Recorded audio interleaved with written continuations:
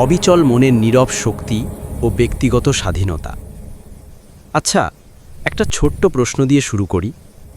একটা সামান্য অপমান বা একটা ছোট্ট ব্যর্থতাতেই কি আপনি দমে যান?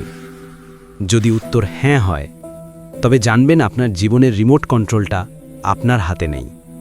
আপনি সেটা অন্যের হাতে তুলে দিয়েছেন। তারা যখন খুশি আপনাকে রাগিয়ে দিচ্ছে, যখন খুশি মন খারাপ করিয়ে দিচ্ছে। আপনি কি আসলেই এমন এক পুতুল হয়ে থাকতে চান যার সুতো অন্য কেউ টঞ্জার? মজার ব্যাপার হলো, আমরা ভাবি পাল্টা জবাব দিলেই বুঝি আমরা জিতলাম, কিন্তু আসলে কি তাই? সত্যিকারের ক্ষমতা আসে নির্বিকার থাকার মধ্য দিয়ে। ইতিহাসের বড় বড় প্রভাবশালী মানুষদের দিকে তাকালে দেখবেন, তারা কিন্তু হুটহাট কোনো প্রতিক্রিয়া দেখাতেন না। তাদের শক্তি পেশিতে নয়, বরং অপ্রভাবিত থাকার ক্ষমতায় ছিল। কেউ আপনাকে সবার সামনে অপমান করছে, আচ্ছা ভেবে দেখুন তো, সেই মুহূর্তে রেগে না গিয়ে যদি আপনি শুধু একটা মুচকি হাসি দিয়ে সেখান থেকে চলে যান, তবে কি হবে?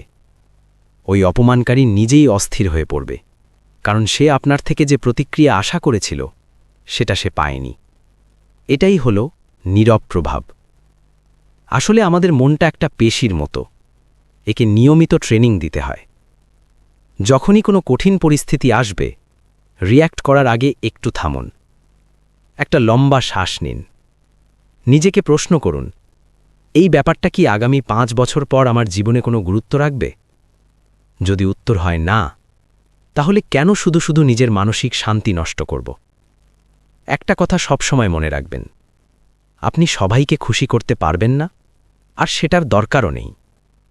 যে মুহূর্তে আপনি অন্যের স্বীকৃতির আশা ছেড়ে দেবেন, ঠিক সেই মুহূর্তেই আপনি সত্যিকারের স্বাধীনতা পাবেন। সমালোচনা হবেই, বাধা আসবেই, কিন্তু এগুলোকে নিজের উন্নতির সিঁড়ি হিসেবে ব্যবহার করতে শিখুন।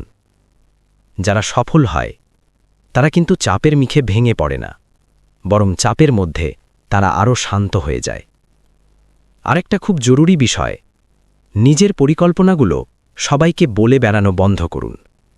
পৃথিবী আজ খুব কোলাহলপূর্ণ, সবাই নিজেকে জাহির করতে ব্যস্ত, কিন্তু আপনি কাজ করুন নিঃশব্দে। আপনার সাফল্যই যেন আপনার হয়ে কথা বলে। যখন অন্যরা দেখবে কোনো কিছুই আপনাকে নাড়িয়ে দিতে পারছে না, তখন তারা এমনিতেই আপনাকে শ্রদ্ধা করতে বাধ্য হবে।